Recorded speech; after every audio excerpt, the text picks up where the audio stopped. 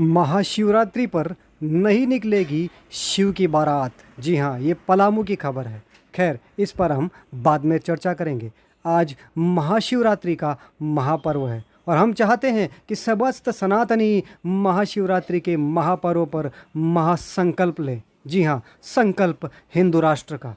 क्योंकि यदि आपको अपने त्यौहार मनाने हैं, इसी खुशियों से मनाने हैं, तो ये संकल्प ज़रूरी है।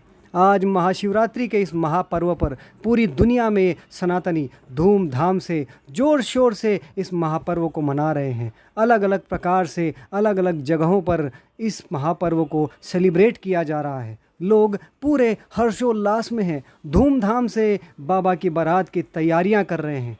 बारात निकाली जाएंगी, देश में अलग अलग जगहों पर बारातें निकलेंगी। शिव जी के बड़े बड़े मंदिर ज्योतिर्लिंगों में तो भीड़ का हाल पूछिए ही मत। वहाँ तो इतनी भीड़ होगी कि पैर रखने की भी जगह नहीं होगी।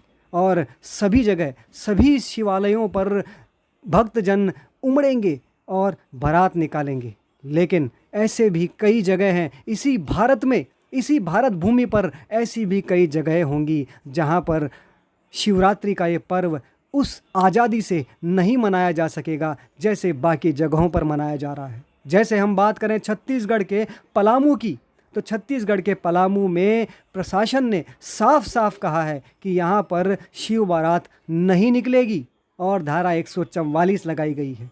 इसके पीछे का पूरा कारण अगर जानेंगे तो वहाँ पर हाल ही में अभी कुछ ही दिनों पहले, क्योंकि महाशिवरात्रि की तैयारी हिंदू कर रहे थे और चौक पर, जिसे भगत सिंह या शहीद चौक कहा जाता है, उस चौक पर बारात के लिए शिव बारात द्वार बनाया जा रहा था। और इस बारात द्वार से जिहादियों को तकलीफ़ हुई। उन्हें यह पसंद नहीं आया कि मस्जिद के पास में ऐसा कोई द्वार बने और वहाँ से शिव की बारात निकले। इसलिए उन्होंने उस पर पत्थरबाजी की, उस पर पेट्रोल बम तक फेंके, ऐसा भी स्थानीय लोगों का कहना है।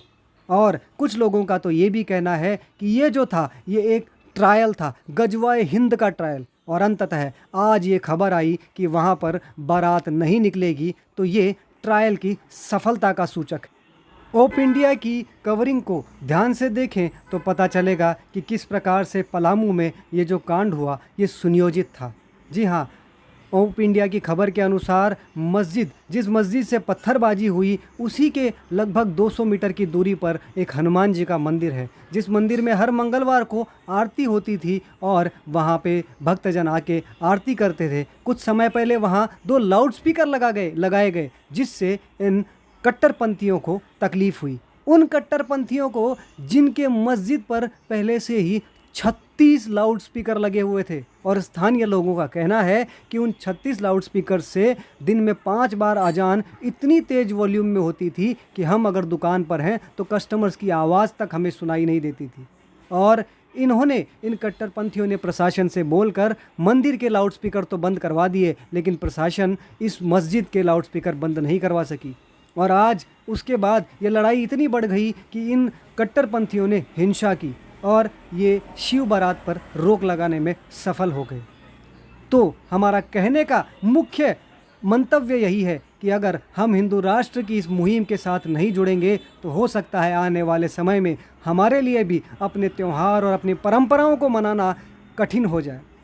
हम भी अपने त्योहारों, अपनी परंपराओं को शांति से न मना सकें। और ये कोई पलामू की पहली घटना नहीं है, बल्कि ऐसी अनेकों घटना हमारे देश में हम पहले भी देख चुके हैं। जब यात्राओं पर, रथ यात्राओं पर, जब विसर्जन करने के लिए भगवान की मूर्तियां ले जाई जाती हैं, उन पर पथराव हुए, उन पर आक्रमण हुआ जिहादियों का। तो अब कहने की बात सिर्फ इतनी है कि हम सभी को तटस्थ होना होगा, संगठित और एकजुट होकर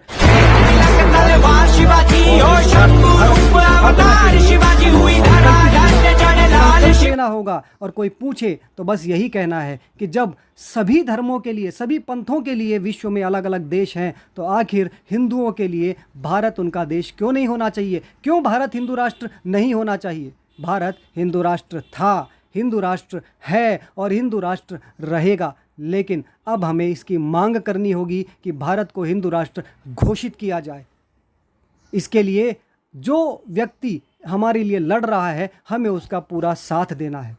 लड़ो, और लड़ नहीं सकते तो बोलो, बोल नहीं सकते तो लिखो, लिख नहीं सकते तो उनका साथ दो। जो लिख रहे हैं, जो बोल रहे हैं, जो लड़ रहे हैं, वो हमारे लिए हमारी जगह लड़ाई लड़ रहे हैं, तो हमें उनका साथ देना होगा।